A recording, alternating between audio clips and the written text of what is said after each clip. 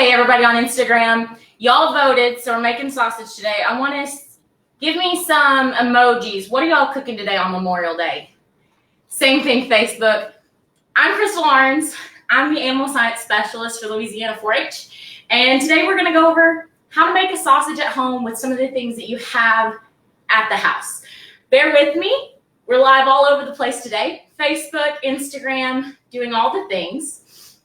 And so we're just gonna have some fun, answer some questions, and make some sausage.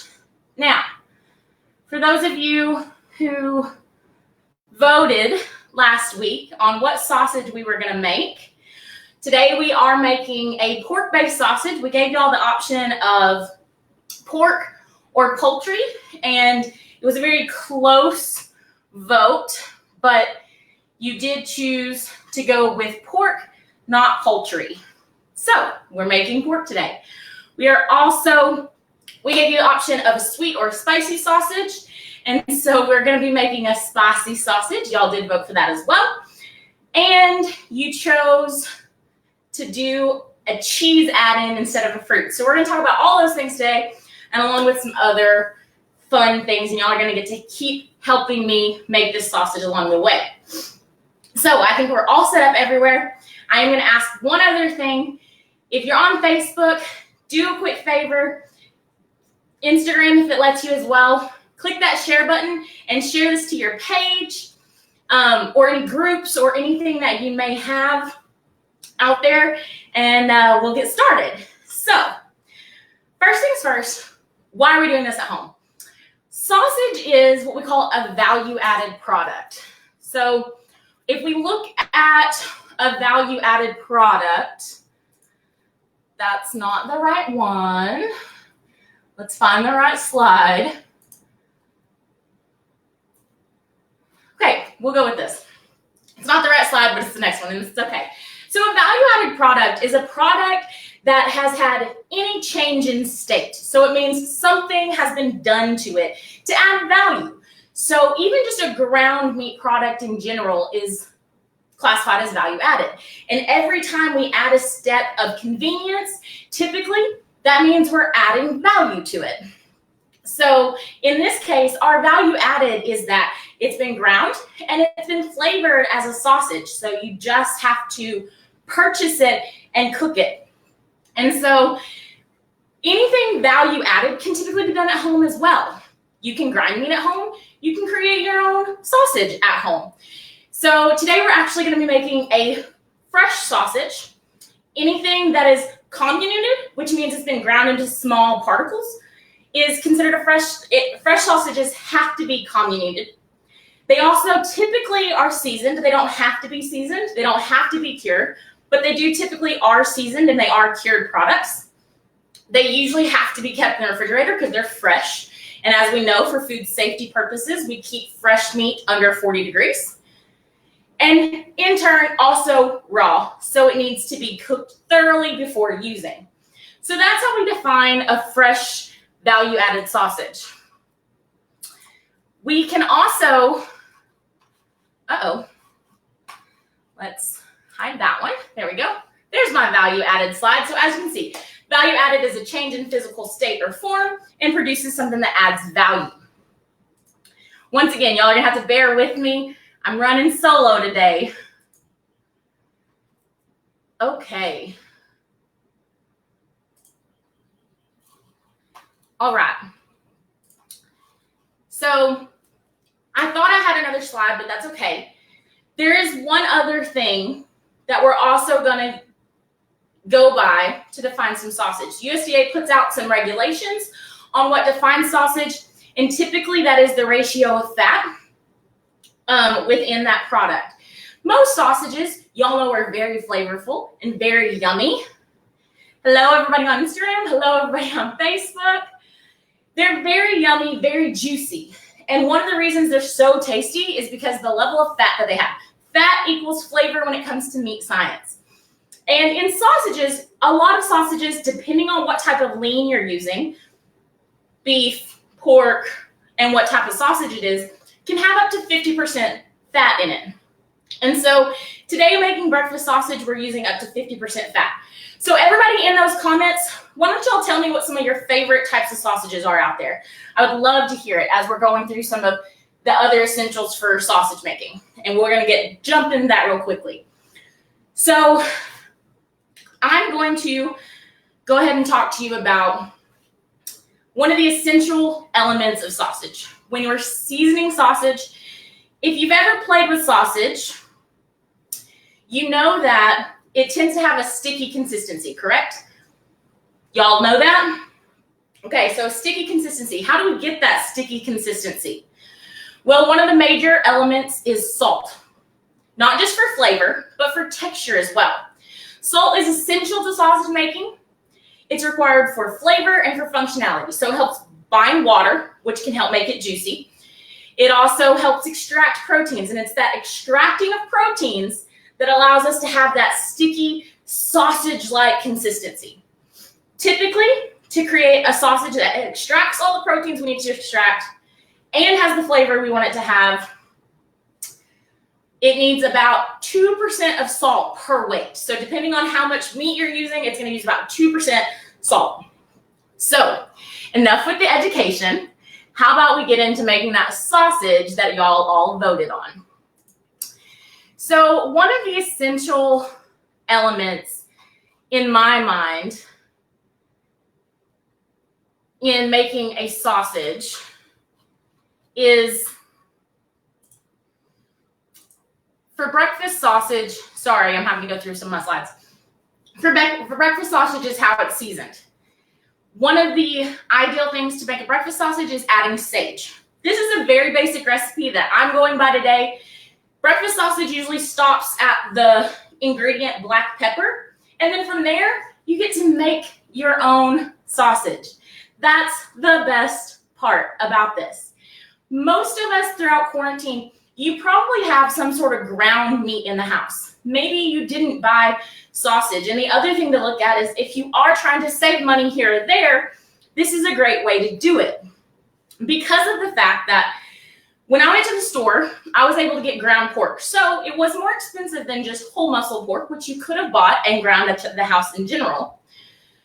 But sausage, flavored sausage, was $1 a pound more than the ground product that I purchased. That's the value added. We're adding cost because we added convenience to you. I'm not adding near $1 worth of effort or ingredients to this product. So let's have some fun and let's keep going. So let me grab my pork out of the refrigerator. I've been keeping it cold. And I'm going to show you what I picked up. So this is a picture of my actual ground pork. So nothing special there, just ground pork product. It looks like it's probably out of a 60-40 fat, so about 60 lean, 40 fat, which means it's going to be very flavorful and very juicy. And from here, all we have to do is add seasoning and mix it, and that becomes a sausage.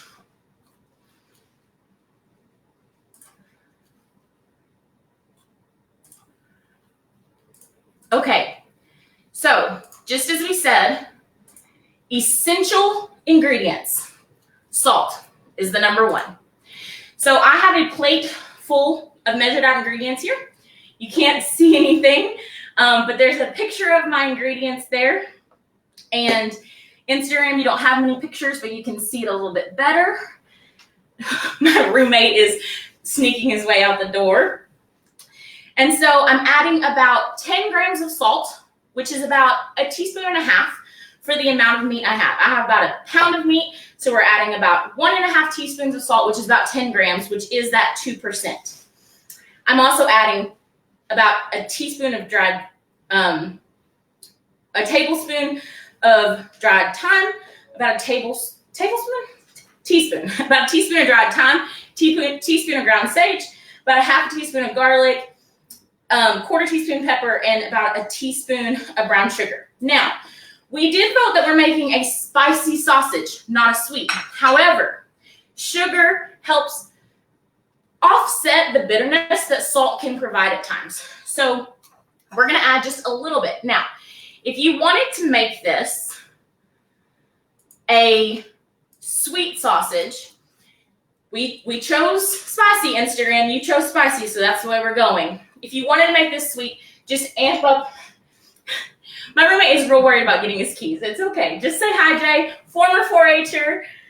And so you would add just more sugar to this. You would add closer to a tablespoon or 2 of brown sugar. You can add honey. You can add a lot of things.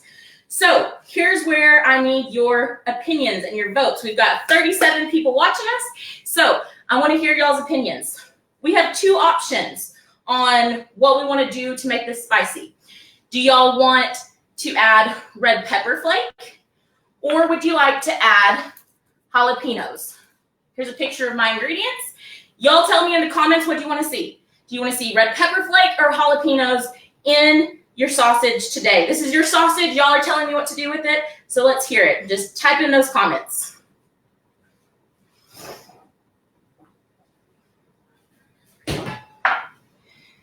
No opinions? Let's see. Let's have some fun with it. While I'm waiting for some of those comments to come in, just type them in, red pepper flake or jalapeno. I'm going to wash up my hands. Oh, we got 1 jalapeno.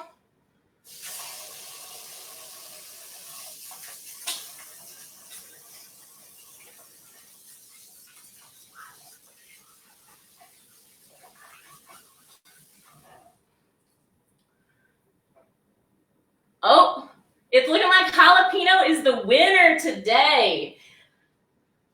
All the jalapenos. Okay, so I've chopped up some jalapenos here. I'm just gonna throw it in. And this is where you get to have fun. Being here in Louisiana, I know what y'all really wanted to add was some Cajun seasoning. Now, the reason why I didn't go with Cajun seasoning is because that's something that I know y'all can do at home and you wouldn't think a second thing about it. But it also has a high salt content. So if you are wanting to go with a Cajun seasoned sausage, decrease your salt that you add in it just a little bit so you don't have too salty of a product. One more opinion from y'all, and then we can go.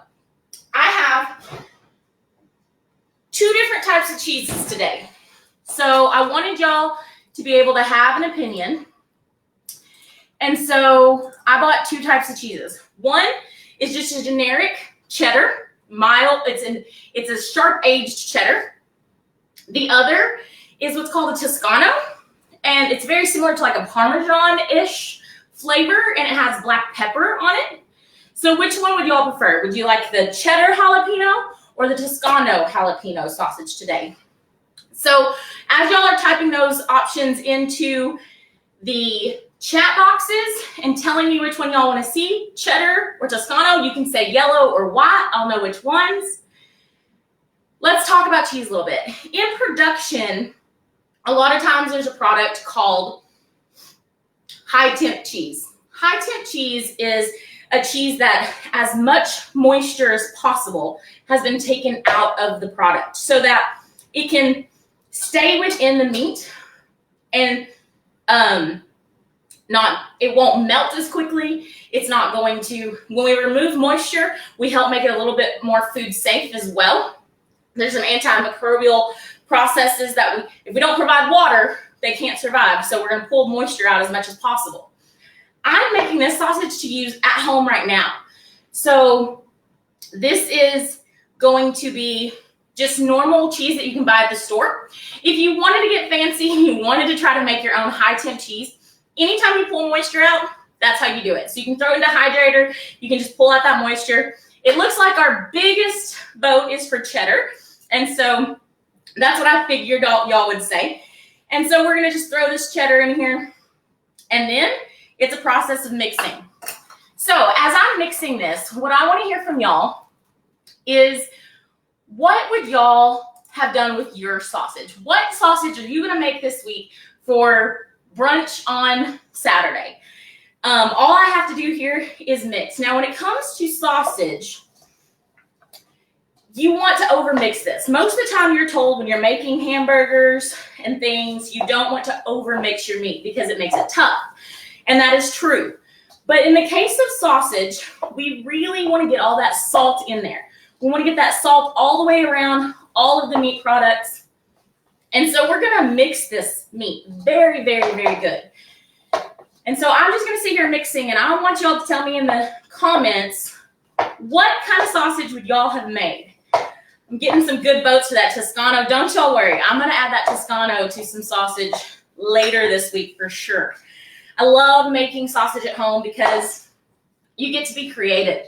You get to add as much sage as you want, or salt, or even if you're looking at trying to make a healthier version, since you can use ground turkey or ground chicken, you can use whatever you want.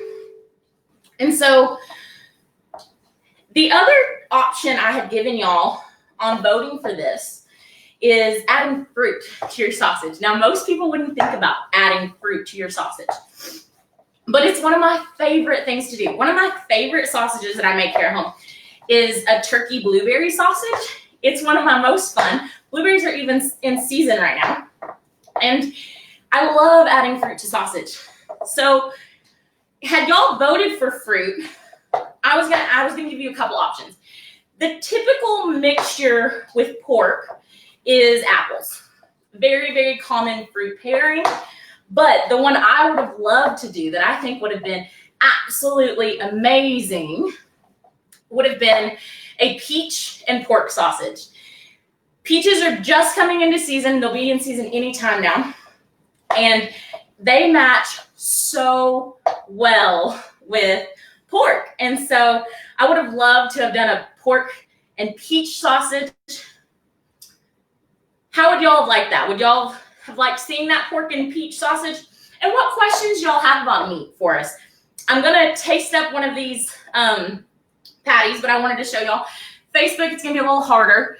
But you can see, Instagram, you can see there is a stickiness to this meat now. That means I've extracted the proteins. Y'all have been sitting here watching me stir this meat. I've extracted the proteins. It's a little sticky. Everything's mixed in. And here's the other benefit. You can easily refreeze this. If you want to make your own patties, the size that you want, the flavor that you want, and then put these on some freezer paper and freeze them individually so you have them every day, it'd be great. So Miss Nan loved it when we did meat science track at Lost Camp. We are doing a meat camp virtually this year, so definitely promote that and log on when that happens. And Christy, okay, Christy, great point, great idea, and actually something I'd love to talk about. So Christy mentioned pineapple in our meat. So I'm gonna wash my hands real quick, turn on my stove, and we're gonna cook this patty up, see how it turned out.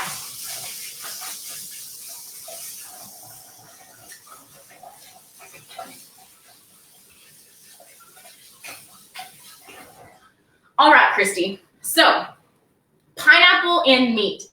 It can be a little bit tricky. Why? There's an enzyme in pineapple called bromine, and it breaks down meat very quickly. So if you are using pineapple in your meat, you're going to want to use that meat immediately. The longer pineapple stays in meat, the more it will break down the proteins. And while protein breakdown is good and it helps tenderize things, it will actually make things mealy if it sits in it too long. So pineapple is a good place to use when you're wanting to marinate meat. If you're wanting to take a flank steak or a skirt steak and make it very tender, add some pineapple juice in there. It's a great way to tenderize meat. But when you add it to a fresh product that you're not wanting that enzymatic breakdown, to happen, you want to be careful. You want to use that product very, very fast. Miss Nan said maple and apple, so that's actually were some of the options I was going to give you. If the community had voted on a sweet sausage, I wanted to do a maple as an option, and then of course I would have given you the apples or the peaches as the option there. And so this is going to cook up. We have great conversation happening in the chat, so I would love to hear what questions do y'all have about meat, about labeling, about food safety, about anything that you have out there. And also, would you like to see us do this kind of thing again? We can do this For bacon, we can have just a conversation about what different labels mean, what different things mean, what different words mean in the meat world. What questions do y'all have? We are just waiting on this sausage to cook up. I wish I could have done the cooking prior to. Unfortunately, I wanted y'all to be able to vote on what was going in. And again, don't forget, click that share button. Click that share button and share it to your page. Share it to any groups that you think might be interested. Meat science is so fun because when you get in the kitchen and you start playing with your meat, you start understanding where it comes from, what goes into it. Why is one meat more expensive than another? And a lot of it comes down to that value-added convenience.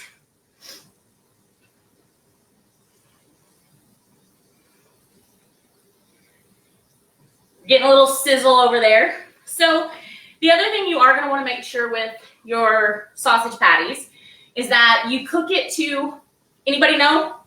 Does anybody know what you cook a ground meat product to? What temperature are we looking for any ground meat product? And while y'all are typing in the answer to that question, we have a question. Nan says, if I have pork butchered, could I have ground pork like that so I can make it whatever flavor I want?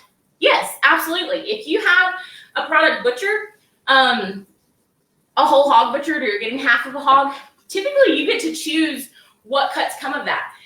There is a set standard of what most people like. Most people like a ham. They want their Boston butt. They want their picnic shoulder. They want all their chops and their bacon. But you are going to get some ground pork anyway because of the bits and pieces that don't make full chops, that don't make full hams, trim, different things like that. But say you want the Boston butt, but you don't really need that picnic shoulder. You don't need that whole picnic shoulder because there's a big bone in it, and you think you would prefer to have that product ground. Just tell your butcher that you want some ground pork, unflavored, unseasoned, and they can do just that. They can grind all your trim or whatever cuts you want into that ground product. So absolutely, Miss Nan. So some of the temperatures we asked. Thank you so much, Ace. So glad that you're enjoying it. And I'd asked y'all what temperature to cook this sausage to. I have a 145 answer and a 165 answer. So, great talking points. We're working with a ground product. Ground products need to be cooked safely to 165.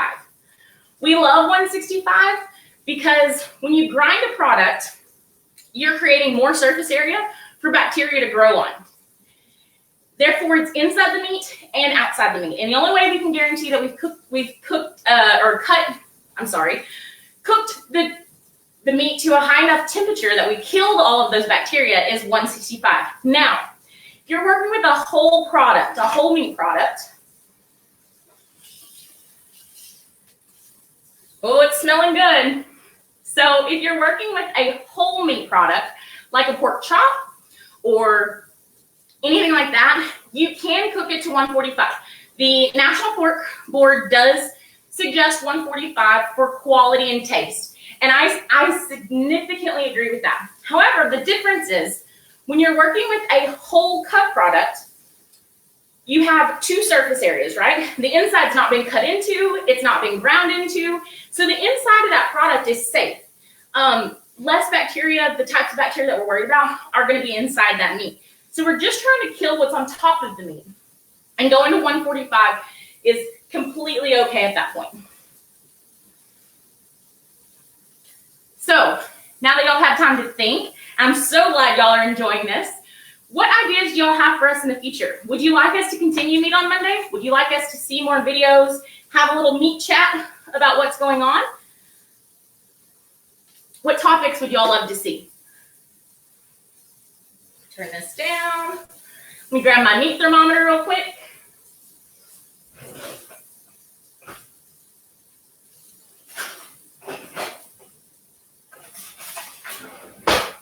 You never can find a thermometer when you need it. So the meat thermometer I'm using is just an old style pin-based thermometer. I don't have one of the fancy digital ones. So I'm just going to put this in the middle of my sausage. Hopefully my fire alarm doesn't start going off.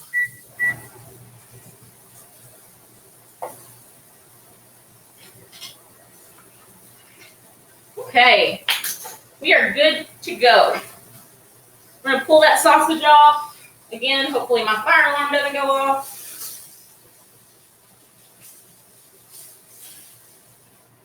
Now, you are gonna wanna let your sausage rest before consuming to let all the meat juices go back through. Chris doesn't have any topics in mind, but this has been super informative and enjoy watching more. Okay, that's all we need to do. I have some great meat science friends that we might be able to pull on and really get you some experiences. So in the sausage that we created, you're gonna see some dark bits, and that's typically where if you've added cheese, the cheese has melted because we're not using a high temp cheese here, so it's gonna melt, which is why we use the aged cheddar, because even though there's still quite a bit of moisture in that cheese, it's still drier than most. So it's not gonna melt as bad as like if you use a mozzarella. If you use a mozzarella with all of that moisture in these cheeses, it's all gonna come out. You're probably gonna burn it just because it's gonna burn faster than the meat cooks itself. And so we were able to keep ours super juicy. Facebook, you can't really see it, but it's there. It looks great. I'm super excited to try it. Hopefully y'all will cook this at home so you can try and cook along next time. I'm gonna give it a go.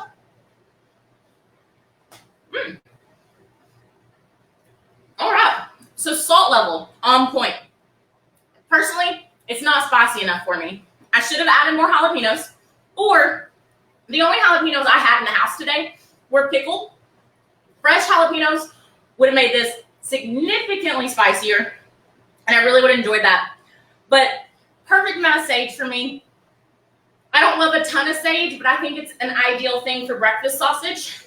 But this is where it gets fun, because you get to make your own recipe. I know now that I love the flavor of this.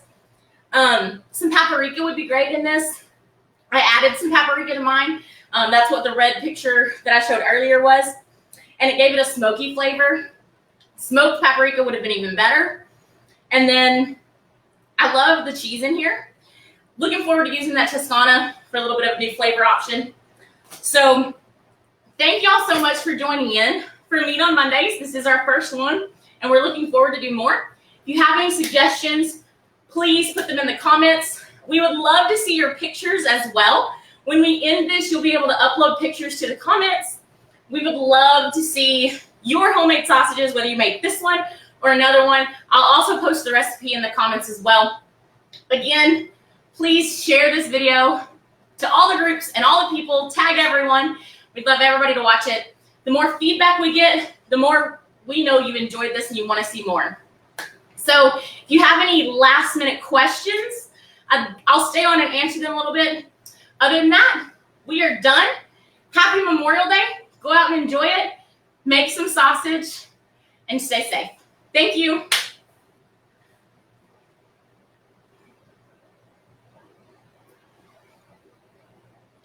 Tanya, thank you so much. We enjoyed doing it.